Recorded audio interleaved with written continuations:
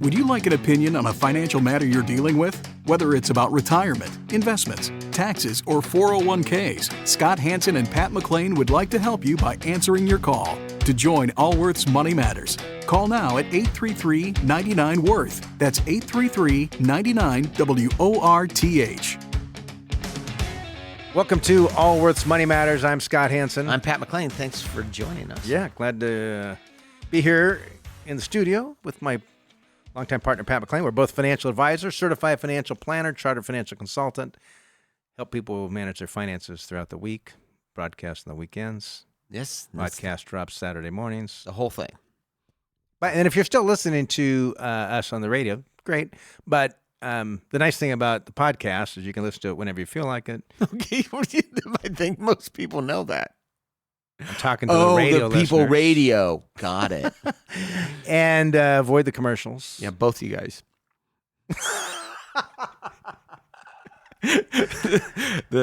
It's interesting how industries can get completely transformed. You know, Scott, but in all fairness, I listen to the radio quite a bit just because I happen to be there when that particular program is running. But then oftentimes, if I miss that program, I will actually then listen to the podcast. So one of my favorite programs is Planet Money. And then Wall Street Journal has, but you can't listen to that on the radio. It's a little 15-minute thing. Yes, correct. Sometimes it's 21. But it's amazing how quickly industries transform. Yes, be disrupted. Completely. And you think of the radio business. Television. Right. Movies. Which, I was thinking about it today. I was thinking, every time this AMC, the meme stock kind of takes off, these guys actually sell more stock. Yes, they do. Yes, they sell the more. Company does. The company sells more stock. The leadership of the company. Yeah. Not Not that they actually are actually going to take any of that money and reinvest it back into the. This is ridiculous. People are going to pay us how much for this company that's not worth this much? Yes. So that if we could go through the list of all the industries that have been absolutely transformed. Yeah, and companies. I mean, the leaders today odds are they're not going to be the leaders to tomorrow. If you look at the S&P 500, you look at the top 100 companies, most of those didn't even exist 30 years ago. That's correct. And some have completely reshaped themselves. Right? So think about this. I saw this last week. Meta, Yes. Facebook, was buying part of a sunglass company. A sunglass company. Just regular sunglasses. Yeah, but a big one. Well, Zuckerberg's trying to look cool now. I don't know if you saw 4th of July surfing behind a boat in Tahoe with a tuxedo drinking a beer. I guess he's every man now. We could all relate to him. A Coors Banquet. It was a Coors, nonetheless? Yeah, it was a Coors Banquet. 'Cause then when he threw I would have made it a joke about Bud Light, but I forgot I'm not going to go there. Then when he threw it into the lake, that was appalling. All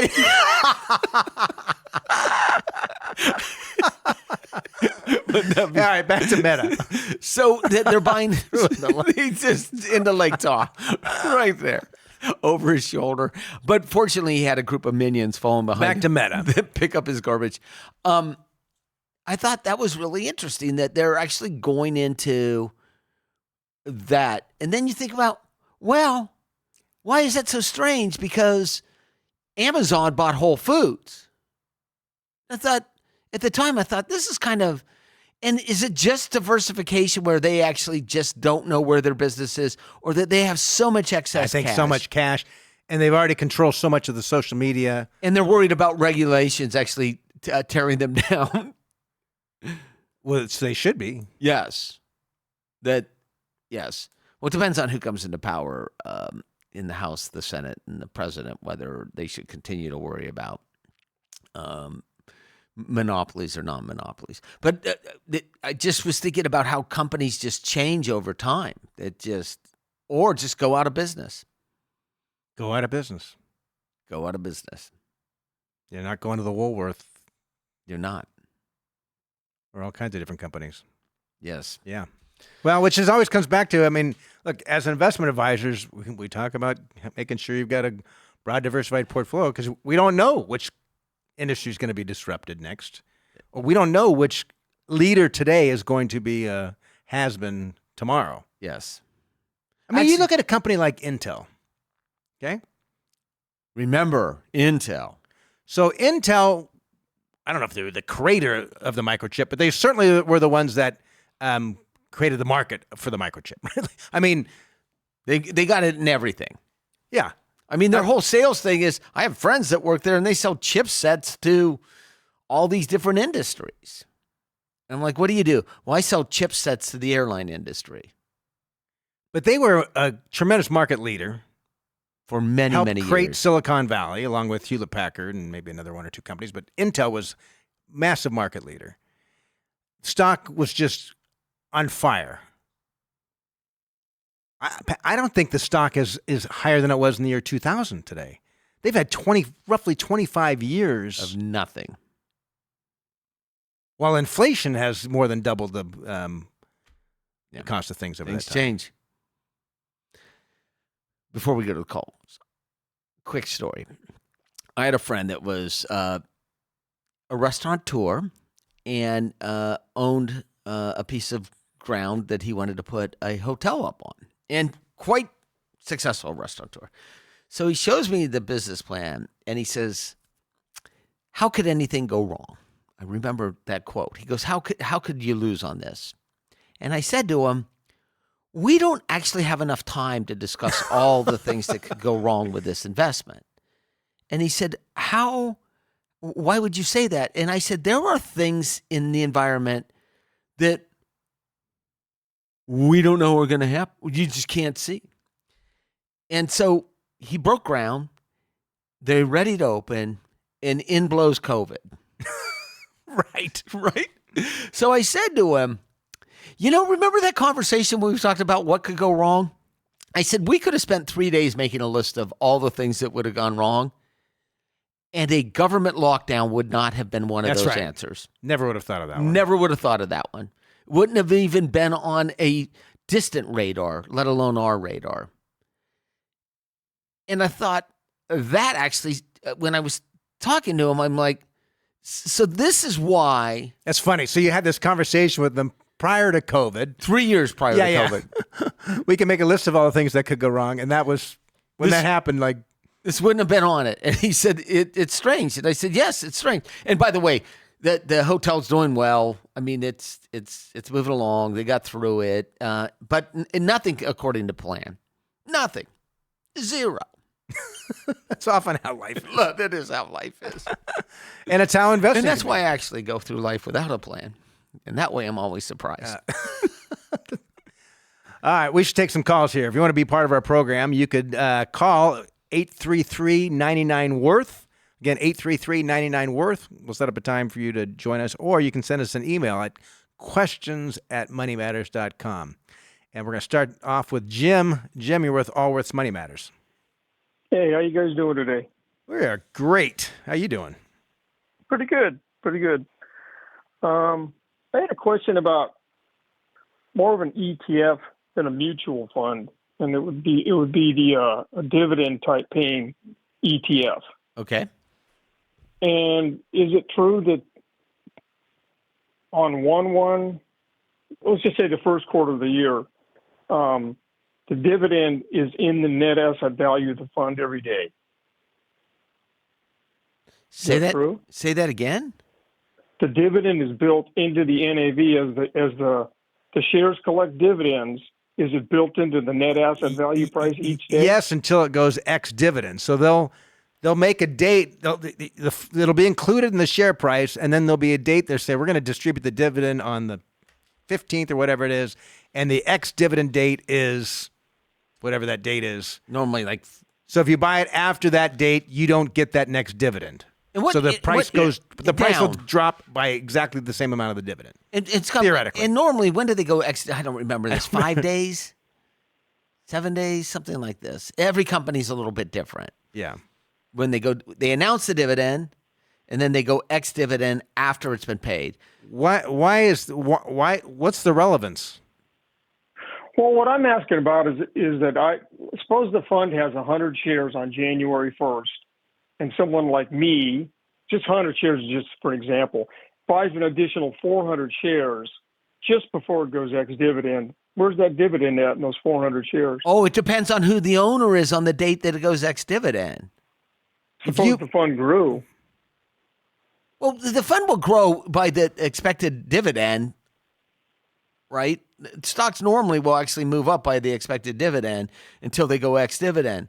So when you ask, where does that, if you bought that 400, whoever the owner of record is on the date that the dividend is paid, gets the dividend. So if you buy 400 additional shares the day before it goes ex-dividend, you get that dividend even though you only own the fund a couple days. or even an hour, because it's an ETF. So it's priced throughout the day. You can buy at the closing of the closing bell, right before the closing bell, and then you get the dividend even though you owned it for minutes. And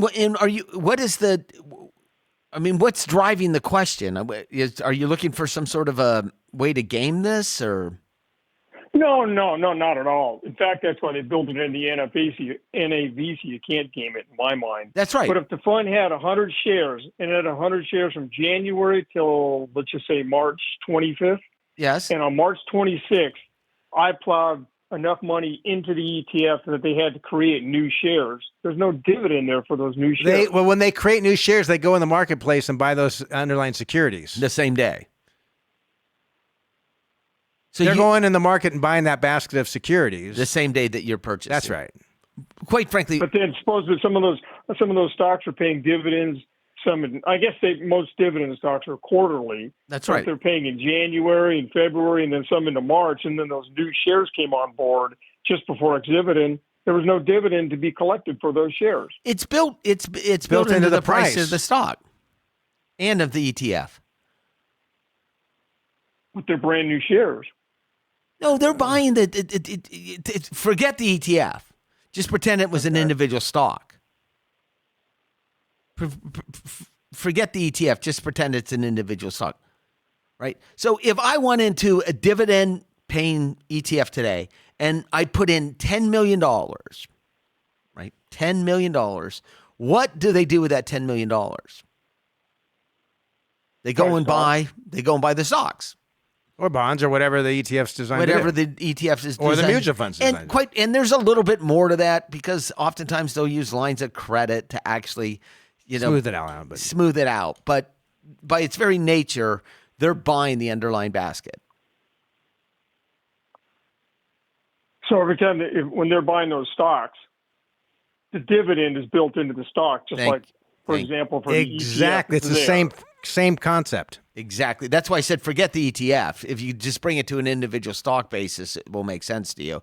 Then you say, okay, well, it's not an individual stock. It's an ETF. You're like, yeah, but it's 50 stocks that act the same.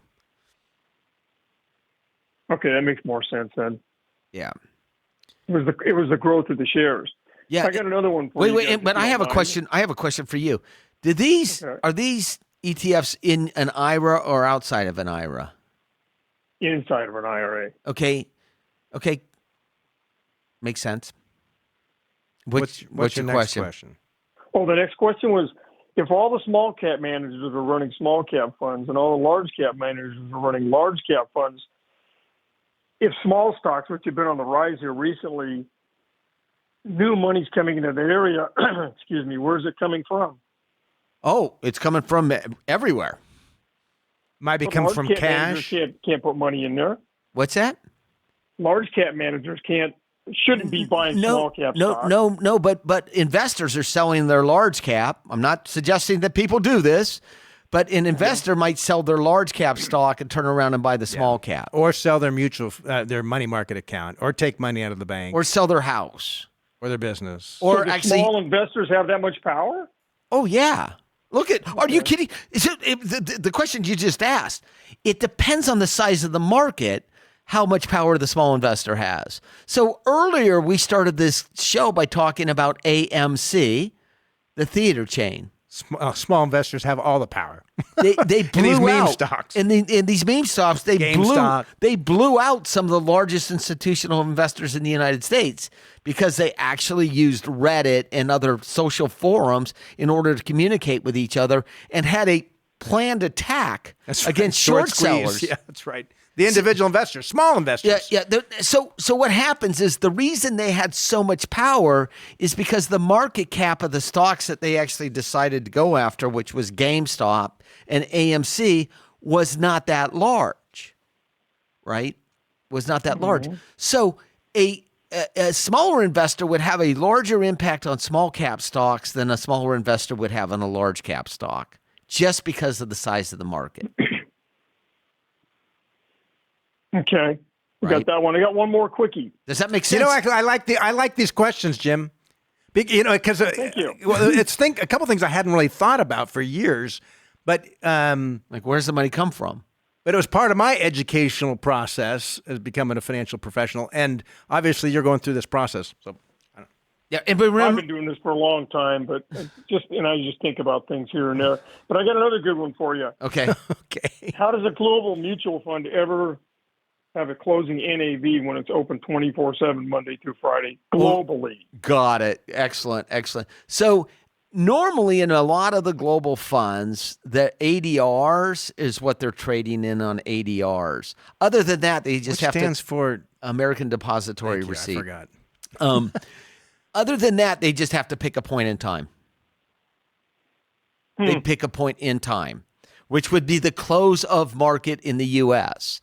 So if it's a global fund, right, what you're doing is the minute that market closes in the U.S., that U.S. stock, let's say that they own something in Italy, whatever that particular price of that stock is on that minute, that's when they close the fund. And 40 years ago, okay, an individual might have been able to find some market where there was a price discrepancy and bought in one market and sold short in the other market and created an arbitrage for him or herself. That's all been replaced by computerized trading. That happens all the time, and it squeezes out the inefficiencies don't exist anymore. With the exception of cryptocurrencies. Yeah. With the exception of cryptocurrencies, because the cryptocurrencies, that's exactly what they were doing. That's right. You're is taking advantage of the arbitrage in different marketplaces exactly right. for the same currency. Yeah. But in publicly traded securities, regulated industries. Yes, they there's enough quants and stuff that they squeeze out. There's no inefficiencies. But it's a great question. They have to choose a point in time. And look, I remember this. This is a crazy story. Strong mutual funds. Do you remember this guy? Yeah, out of Wisconsin. Milwaukee, Wisconsin. Dick Strong was his name, was it not? Yeah, Dick Strong. Okay. This is back. They were very popular in the 90s. And actually, they were good small cap managers, super popular in the 90s. So what they did, this is just awful. Who he sold out to? Bank of America. Oh. He had to sell out, but what they did, Jim, this is crazy. They wouldn't pay their people very much money, their executives or even their sales team very much money. But what they would let you do is buy their own mutual fund after close of market. I don't remember this. That's why you ended up selling to Bank of America after close of market. So it goes back to what you just asked, is if it's a global fund, when do you set the price? Because otherwise you could trade after market and you could do that arbitrage. How in the world could someone think that this is ethically okay to do? Scott, I'm going from memory here because it's 20. I think they sold to Bank of America. I'm 99% sure. But what they were doing is they were allowing their own employees. And remember, a mutual fund is actually owned by the shareholders. Mutual. It's a mutual fund. And you hire an investment management team, which is the mutual fund company or an investment management company like Strong, in order to manage it. Or Fidelity or Vanguard or whatever. But what ends up happening is these funds, these investment companies create their own mutual funds, but it's still owned by the shareholders. And the shareholders could fire Strong. They could fire Vanguard, could fire Fidelity. Correct. And they're supposed to have an outside board of directors right. that actually represents the shareholders. But they did exactly what you were saying, which is how do you could do arbitrage if you know the closing price. So what would happen is because they allowed their own employees to trade after market, if it went down, they would sell, and if it went up, and they would get the previous day's close. And so just those little bit fractions of percentages. Terrible. Isn't awful? Blew them up. They ended up selling out to Bank of America. So, you talk about regulation and They also got in trouble for doing the directed trades. oh yeah, directed trades. Yeah, I think were a he big was thing. like, he had some family members needed a visa to go to travel somewhere and got it through some investment firm. And the way they paid it is the investment firm then placed trades on behalf of their clients. Yes. So the market has cleaned up significantly since we've entered the business 30 some odd years ago. Yeah. I don't know why that brought that up, but it reminded me when you were asking, like, when is the closing price? Well, the financial services industry has a horrible reputation, and it's well earned. Oh, listen, Scott, if it was the food industry, most of America would be dead. Just for information, that's where, Artisan mutual funds came from, was from Strong. Oh, is that right? So some of the management team? Yeah, Carly, what was her name? I forget, but she had a co-manager on one of the Strong funds, and when it broke up, she started Artisan Mutual Fund. You have been doing this for a while. You have been doing. Anyway, any other questions for us? No, I just got to go get another hobby. I'll take some more questions. All right, thanks, Jim. Appreciate it. Enjoy the rest of your weekend. Thank you. Bye. That's funny. That's funny, all those little useless bits of trivia you remember. I just remember this story. Do you remember? We were back there talking to him at one point in time. Yeah, I remember. Absolutely disgusted. They were, a lot of weird things used to go on in the industry. Not so much anymore. They've done a pretty good job cleaning, but these due diligence meetings where, I just remember years ago, I went to Bahamas, Franklin Templeton. Maybe they weren't even part of Templeton. Franklin Group. They had these things where they paid for me to, this is many, many years ago. 30 years ago? Yeah. And down in the Bahamas, and they put me in some nice hotel had my wife there, and we had this nice dinner. And I remember thinking, this is kind of odd, because I've only been in the business a few years. But I also remember I told my wife I would never take on one of these again, because it just felt dirty? No, because we're having dinner, and the egos. Wait, Scott, the right answer would have been, I know. It felt dirty. I'm just telling you. We're having dinner, and I just never forget this one broker. He thought, he wouldn't shut up about his wine collection, his Ferrari, his house, and he was so full of himself. I told my wife, I'm never bringing you to another one of these work functions. But anyway. In return, you didn't have to go to any of your wife's functions either. No bunco. Oh, remember the bunco craze? I'm so glad my that's over. sister still plays bunco with her friends. They still do that? I guess. She's 60. She's a guy. Fortunately, those kind of trips have been killed. Yes. Except for the annuity industry. Fixed annuity, because it doesn't have the same kind of regulations. These equity index annuities, they still have stuff like that. Yes. Yeah. I was invited to one. You want to talk about just creating a total conflict of interest. I was invited to one a couple years ago. And I'm like, we don't do in this that. day and age. We don't do. First of all, we don't take the trips. Thinking, if we can get Pat McLean on this nice trip, we'll put him on this luxury yacht in the Mediterranean. Maybe he'll steer some of the $20 billion that Allworth manages our way, right? That's probably what someone was thinking. Yes. But because it wasn't regulated through the Securities and Exchange Commission, because it's an insurance product, they still do those kind of trips. Get away with it. Which is yet one more reason we are always suspect of the annuity industry. Not to state that there isn't a place and time for an annuity, but the vast majority of the time, there are other products that are going to be more suitable and preferable, and normally less expensive. Yeah, much less expensive. All right, let's continue on with some calls here. We're talking with Ken. Ken, you're with Allworth Money Matters. Hi, Pat and Scott. How are you today? Fantastic. Wonderful. Love your show. I had my previous caller called a few years ago, and good. out of all the podcasts I listen to, regardless of the subject, you guys are my favorite. Well, thank you. Thank you. I had a question. Now we're feeling good about ourselves. What's the question? I buttered you up nicely. So I have a question on, just wanted to run a scenario by you, long-term planning. My wife and I, obviously married a long time. We have 3 children, mid-20s to late 20s. And I am thinking ahead of time. And we have an issue with tax-deferred IRAs and 401ks. We're not retired yet, but the current value is approximately $5 million. How old are you? I am 57. So is my wife. And so you're talking about 401ks and IRAs. Correct. 5 million. Self-employed. Yeah. Okay. And we have a rough date when we want to retire, and that future value of that, based on an assumption of 7%, would be $6.4 million. So you plan on retiring in a few years?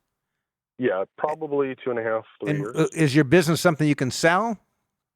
It's something, yes, I can sell, but it's not something that would bring in. It's more of a service type business. Uh-huh. It's not going to be very useful or expensive. The tax deferred accounts, qualified accounts, were those? Were you overfunding a pension plan for yourself? Yeah, so we have a defined benefit plan. Yeah. Okay. And you're the only employee of the company? As well as my wife. Although she wasn't on payroll the whole time as she was raising our children. Uh-huh. So 95% of those funds are in my name. Okay. And only about 5% in her name. Okay. Hey, Scott, can we step back for a second? So, Ken, brilliant, by the way. For the rest of the listeners, because Ken is self-employed, he has a defined benefit pension plan, which is kind of a quirk that allows him to put a lot of money away if he wants to, because it defines a benefit in the future. You're not limited like a typical 401k. Or an IRA. So it defines a benefit in the future. So you see this a lot with professionals, architects that are self-employed, or doctors or dentists that are self-employed, anesthesiologists that are in a group. That's right. Yeah. This is where you actually see this done. And I go through the list, and Ken's like, check, check, check, check, check. I'm one of those. Yeah, and that's why you hit it on the head. When I said service industry, you knew that selling the business, there's not much value. Yeah. That's right. That's right. Unless you want to keep working. Exactly. And so, what's your income been the last couple of years? And pretending like you didn't contribute to the defined benefit plan. Without the contributions to the defined benefit, what's your so income? my AGI? Yes. About 335. All right. So, and then how much have you been contributing to the pension? About the defined benefit, about 95. Okay. And So, sorry, go ahead. But we're also contributing or fully maxing out a Roth 401k. Both of us. Yeah, but you're not bothered by that because that's not the issue you called about, obviously. Yeah. How much money is in the Roth side of these qualified plans? So the Roth has about 425, and if we, once again, assuming a 7%, return per year, at 75, it should be worth about 1.8. There's different layers to this, and it's somewhat. That's why I wanted to talk to you guys. Yeah. Okay. So what's your question? So we would like to leave our children something, and we know that it's better for, at this point in time, with the way the laws are, a step up in basis on our brokerage as well as our Roth. So we want to go through, and once we retire, start Roth converting from the deferred accounts. Okay. How much do you have in brokerage? So that's another layer.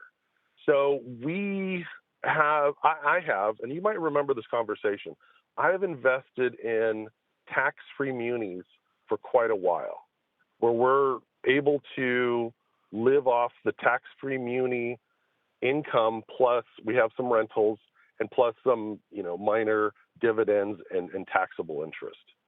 So the plan is that would be our minimum that we would live off of. But you don't have anything in there that has a step up in basis to speak of that other than the real estate. No, the brokerages would all be step up.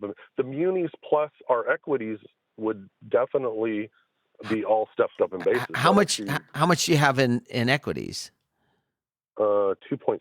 Okay. Okay. All right, that makes sense. You were just you said earlier I've got munis in there. Okay. All right. What's your net worth? Honestly, I haven't added it up, Okay. but it's probably 10 plus. Okay. This is more of a family long time planning. Because Yeah, I get it.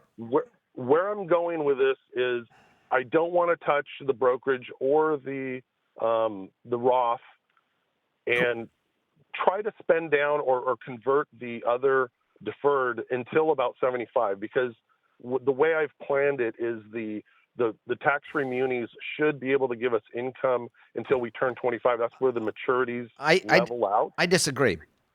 I think there's a mistake here. Okay. I don't understand why you have tax-free munis. Because What do you mean? we're getting No, but okay. Yeah. but look. In his tax bracket, what's wrong with tax? No. With this size estate, you should have nothing but equities in that brokerage account to get the full step up in basis, and you should replicate that fixed income inside of the qualified plans. I would agree with that. Right. So in other words, if you could wave a wand and say, I'm going to take $1 million, and my brokerage account, I'm going to sell the equities and have $1 million of fixed income, taxable fixed income, because it's in a taxable account. And at the same time, I'm going to sell my munis and buy $1 million of equities. So in the brokerage. That's right. So Ken, when we think about this, and I did interrupt you here, but just before you go into this line of thought. So what you just said to us is, look, I have earmarked a portion of this portfolio that I plan on not spending, which was your brokerage account, but you're taking the income off the tax-free munis, which you said is a minimum I need to live on. I would look at this and I'd say, I think that brokerage account and the Roth all goes to the kids on a step-up in basis, even maybe a little bit before, where we actually gift some of those stocks to them if they're in a lower tax bracket than you are. I would when you go to retire, I'd start a distribution from the 401ks and IRAs immediately to live on, right? To live on. And if I had anything excess over that for tax reasons, I'd think about converting to a Roth. Okay. Right. All so right. So then what would happen is, and this is exactly how I manage my own money. There is a portion that I know is going to my kids that they will not. And by the way, we sit down and I explain to them, this is my investment thesis. This real estate, this stock, this will go to you when your mother and I pass. And this is why. Right. And so what you want to do is take advantage of that step up in basis. And so you're taking a diminished return on those munis. And my point being is you're going to have to pay taxes on the IRAs at some point in time anyway. Let's just start that earlier rather than later and get rid of the munis altogether. And if you replace those munis with a stock portfolio that's going to grow fairly tax efficient and have a stepped-up basis, you're essentially going to be eliminating most of the taxes on that anyway. That's right. And you're going to end up, there's going to be more net worth in 20, 30 years by using that technique and taking the income from the IRAs today when you go to retire. Okay. This is the kind of planning, Ken, that I think could be valuable to you. And do some what if scenarios. Okay, if we do this, how's this going to impact our taxes today? How's it going to impact cash flow, etc. And then you could say, all right, if we go Avenue A, here's what we're going to be. Avenue B, here's where we're going to be. Avenue C, here's where we're going to be. I'd take it one step further. If I sold those munis, and I wouldn't wait on this, by the way, I would do this as. But we frankly don't recall the call a few years ago, but it sounds like this has been your strategy for years, these munis. You're so super comfortable with them. I don't care. I understand. That's what Ken's just sitting there thinking, oh, wait a minute. I built my financial life off this strategy. But he gives advice for a living. And sometimes the people you give advice to come in with a thesis and it's wrong. Fair, Ken? Yeah, it's fair. I'm literally absorbing everything you're saying, and I will go back over when this airs and listen to it again, so that way I can really get down and analyze what you're saying. I had a completely different way of thinking about this because probability is that I am going to pass before my wife. That's correct. So I had some other things that I wanted to do once we retire. My thought was take a $300,000 rollover or Roth conversion rather, which would be about 4.7% distribution rate from all of my IRAs, and keep on putting that into the my IRA account for 15 years until I have to do RMDs. That's and right. Assuming a 7% growth rate again, that my 401k or Roth would still be 9.4 million. Assuming probabilities that I will pass before my wife. If once I pass, I was thinking of, obviously everything passes to my wife, but if my wife disclaims half of those deferred accounts to my children, my 3 children, and split it up evenly, that, because obviously with the whole widow tax and everything, she would be in a much higher tax bracket. And what I want to do is distribute it to my 3 children evenly, half of what that account would be at the time. And then my wife would have a much more optimal tax situation where she doesn't have to have this huge RMD, and then she can take from the brokerage or the Roth. Well, let's just slow for a second. We just completely ignored the tax-free munis. That was the easy part of my answer to you, which is I would sell that off immediately and I'd put it in a direct index, which is individual stocks that mimic a underlying index. That's easy. It doesn't mean the other things that you're doing. And by the way, your wife doesn't need to disclaim anything because you name beneficiaries on an IRA.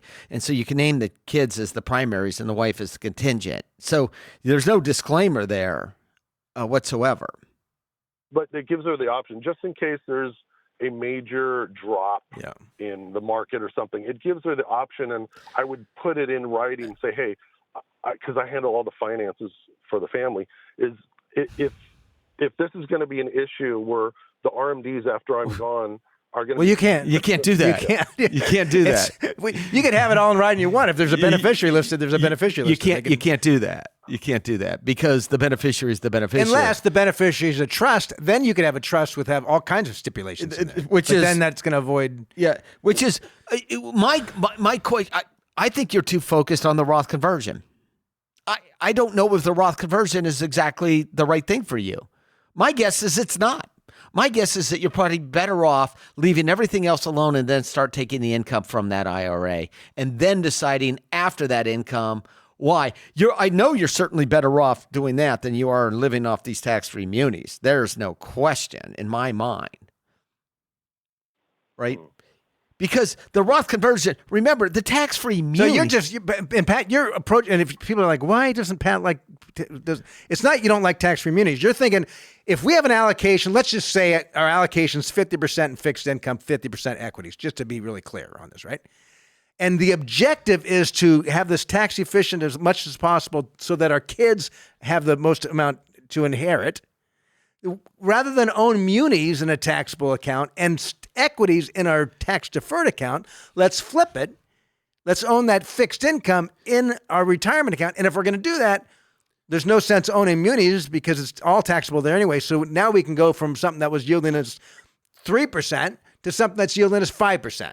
And you're going to pay the taxes in the IRS anyway, either you or your children. Regardless of how it's invested. Regardless of how it's invested. Right. And I've thought about that. And I've got some tax loss harvesting that would take care of the first year of our retirement. I also have some basis in the brokerage account that I could take some out to. You've got a lot of planning ahead of you. So we just gave you a few ideas. Ken, I'm just telling you, I could sit on a Zoom meeting with you in less than 20 minutes, walk you through, and get to your objective by small moves and show you why my thesis is better than yours. That's the way it is. I mean, it's flat out, because what happens is I'm not going to do the work myself. We've got a bunch of advisors here. We've got these young interns that we run models. And I say, what happens if we do this? And the young guy goes in there and he goes, boom, boom, or the young lady. And they go and do this. And I go, there's pretty sophisticated software now. Yeah, I go, let's run these 5 different models and let's actually see where it looks like. That's the only thing. That's what you're going to have to do. I know exactly where we're going to end up. I just have to show you. Can't appreciate the call. It sounds like you're get the right kind of thought process going on. Yes, yes. Listen to this podcast again and consider getting rid of those munis. And don't worry as much about the Roth conversion. Yeah. So appreciate the call. And I guess those are, Anyway, Right. it's this is actually, I don't if are people. I listen to something like that. I'm thinking, had he been working with a really good financial advisor over the last number of years, he probably would have been set pretty well. And is it the reluctance to hire advisors because we charge too much? Because there's too many idiots in our industry. Well, which there are. You don't know who you're getting good and not good. I mean, you do charge, but actually, it's the higher the amount, the percentage that you pay on the portfolio is less and less. So that's right. all right. So this is the part of the show which I really love. I really do. This reminds me of the old. This was your idea. Click and You clack. kept saying, why don't we do this? And it took years before the team finally did. Well, part of it was the you can't do it with clients because Our it house can't be call. a test. We call them house calls. But Click and Clack, the Tappet brothers used to do this, and that's where this idea came from, which is we actually call someone that we talked to and gave marginal advice to. At some point, And see how much we screwed up their life. and see how we did. Yeah. So in March, this last March, we spoke to a man named Matt from Texas. He's a podcast listener, not an Allworth client. He wanted some advice about his allocations and keeping his own tendencies in check. Here's a clip from that call. Well, I think perhaps I feel like I may be too much in cash, but I get a little nervous when I think about going into the market these days. Okay. Walk us through it, please, Matt. Okay. By the way, the Matt, numbers? for two things. One, I always feel nervous going into the market. Secondly, I don't know if this is statistically accurate or not, but based on our experience, whenever you buy a stock or get in a stock fund, the next day it goes down. Yeah, Scott, that is And if statistically you accurate. sell it, it's going to go up. That's statistically accurate. Okay. Well, one guy told me one time, you don't lose until you sell. How's that? Yeah, I know. I've heard that, but Wait, it's just a paper loss. Yeah, not really. It ignores opportunity cost, which is actually a big number in investing. And it's paper loss. Well, the paper you take to the store is, the dollar bills are paper as well. So. Yes. Yeah. So tell us how big the portfolio is. Okay, let me give you some numbers real quick. Well, first off, let me mention that my wife, I'm retired, and my wife is 62, and I'm 64, and I'm her full-time caregiver. She's got some serious health challenges, and so that's probably why I'm heavy in cash right now. It makes me feel a little bit more Okay, secure. that matters. Okay, but the numbers are, I got 135 in cash in the bank. And then CDs, I got 2.1. And then fixed IRA income is 1.6. Not income. Fixed IRA is 1.6. And when you say fixed, what do you mean by fixed IRA? It's a money not a money market. It's called an income fund. It's a bond Okay. fund, or is it a guaranteed Yeah. investment contract? Well, I don't know that. It's I all don't in know one that. fund? Yeah, it's one fund. It's a Saudi Aramco income fund is what it's called. It's something Vanguard put together for that company to offer their employees. Oh, and it's, got it. Yeah, okay. And what is it paying? What's it yield? Well, right now it's pretty good. It's I think it's around 5, Okay. but it has been quite low. Of course, a few years back it was in the 1s. So that's that. And then I got $75K in a brokerage, and then I've got And how's that invested? that's invested in Chevron, Okay. and then I got the S&P, and this is in the IRA also. I've got S&P. I got $1 million in the S&P. So that's it. That's all. Nothing more coming. Well, we are getting Social Security too.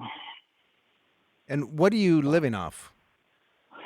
I'm living off of Social Security. My wife and I are both taking Social Security, and I'm getting a $40,000, let's say $10,000 a quarter from that fixed income fund. From the IRA. Yes, sir.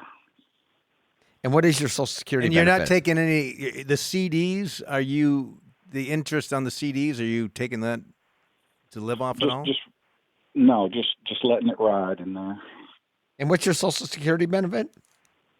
Well, combined, it's 2.5 a month. I got hit with the WEP. They reduced mine by 25%. All right, and so are you receiving a government pension then? No. When I retired from my job, I had a pension. It wasn't a government pension. I took it and put it in the a lump sum. But we're curious why you have a windfall elimination on your Social Security. Yes. That's usually when you have a government pension. Well, I worked overseas for a company. Yeah. Yeah, overseas, so you weren't paying into Social Security. Correct. Okay. Thank you. And we don't have a lot of expenses right now. I mean, my expenses probably run $35,000 to $4,000 a month. And how are you paying your taxes? Your quarterly tax bill? That's a good question because this year it jumped up quite a bit with the interest rates are higher. Right. That's suddenly it's significant. It's going to be more so at the end of this year. So how are you paying it? Are you taking money out of your cash or CDs, or is it coming out of?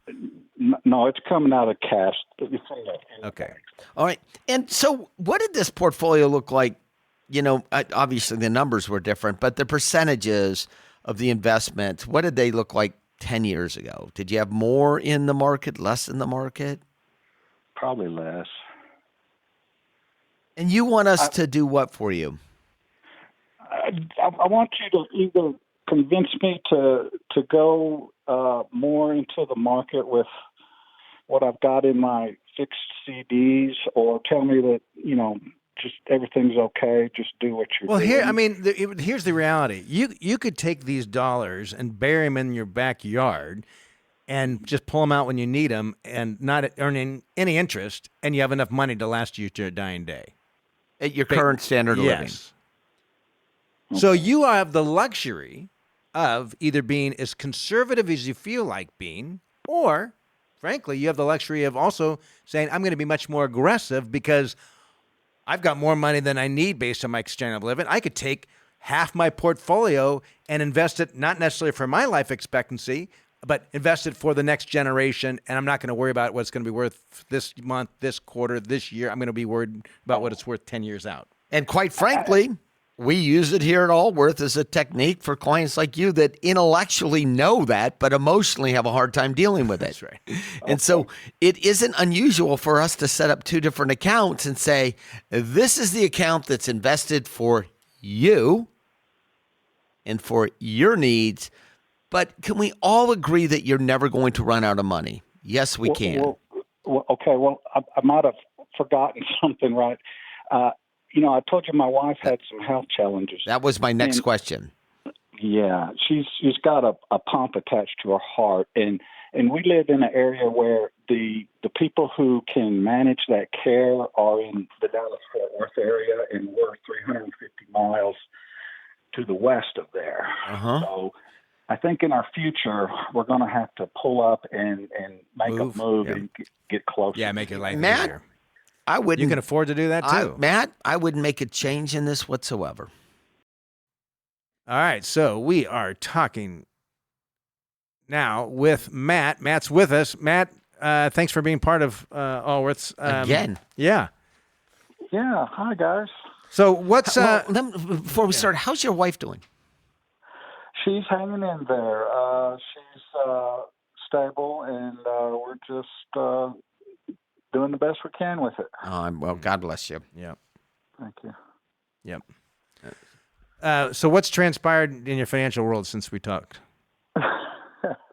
Well, I'm a little disappointed in myself. I got a little fearful back in May, and I reduced my allocation in equities by about 30%. You know, I knew I shouldn't, and I understand the reasons why, but it's just something in me just keeps wanting to put it in a safe haven.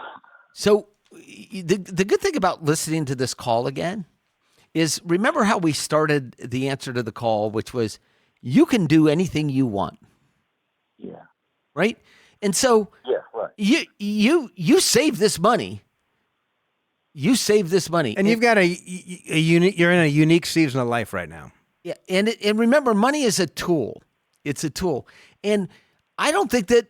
Look, I don't think you should beat yourself up for reducing the allocation. In fact, if it makes you feel okay, then that's the right thing to do. Scott? Yeah. Well, I appreciate you guys saying that because, I just worry about not keeping pace with inflation and, You're not going to have that problem. Okay. You look, if I met you in the street and I was with one of my kids and I pointed to you and I'd say, that guy's worth millions and millions of dollars. My kids would say, how could he be worth millions and millions? He dresses like a normal guy. He drives an old car. I bet he bought that shirt at Costco. Right? And I bet, and I bet how old is your pickup? Oh, I just got a new one. Okay, well, good for you. Good for you. How old was it? You don't buy a new car every 3 years, though. No. The one prior to that was a 2000. Okay, so 20 some odd years. 24 years old. So look. You were right on that. right. Yeah. Actually, I was looking at new cars last night on the internet, and I just can't get myself to buy one. But you're fine. You're fine. Inflation isn't a problem. And have you moved closer to Dallas? No, we hadn't crossed that bridge yet. Okay. Still looking. That's a whole nother issue. The housing market. I don't think you should buy. You've got the money. I don't think you should buy. Just go rent something. Go rent and keep your house. Do you like the house you're living in now? Yeah, I do. Well, no, sorry, I don't particularly. I don't care for it that much, but I wouldn't want to keep it as a rental either because What if you just kept them both? What if you rented a place in Dallas and you're there when you need to be there for medical purposes, and you have and maintain your existing house? Just realizing your expenses are going to be a little higher during this season than normal. And then you get to decide. You've got the money to do that. You don't have to sell that house that you're living in. But I don't think you should buy in Dallas. I think that you should rent. Okay. And look, and we don't know whether this is a 1 month, 9 months, 2 years, 3 years, right? And the finances, remember, you've got so much money that if Scott said, if you wanted to bury it in the backyard and just go dig it up when you needed it, you'll be fine. I appreciate you guys, and I'm gonna download this and listen to it over and over. But I may have some money, but it doesn't feel. Oh, correct. You show me someone that doesn't care about money, and I'll show you someone that doesn't have any. Right? The reason you have money is because you have this mindset, this poverty mindset, right? Yeah. And you're not going to change that. There's nothing you could do about that. I mean, but there's certain times. There's certain times in life, though, that like this now that hard work you've done by saving this has given you way more options than I think you realize on your lifestyle. And your lifestyle right now is about taking care of your wife, right? Have you ever saved for a rainy day? All the time. It's raining. Yes, that's right. It's raining. That's right. It's actually pouring. Yeah. It's pouring. Yeah. So look, when you go on, and this isn't the first conversation that we have had with clients that have run into these life situations. When you go to rent a place in Dallas, get it close to the medical facilities, and don't go cheap. get a condo that has full services, and you're gonna say, well, geez, Pat, it's $5,000 a month. And you know what I'd say? Okay. Oh boy, you don't know how hard that's going to be. Oh, I know. I think Pat's point really is, let's make this as comfortable as possible for everybody right now, right? And you've got the money to do so. And whether the portfolio is it's not going to make 10% equities or 20% or 30 or not going to have any impact on your life. Not any impact on your life. What is going to be impactful in your life is the last years or months with your wife. Right? Okay. And that's hard to talk about. I mean, it's really hard to talk about. Yeah.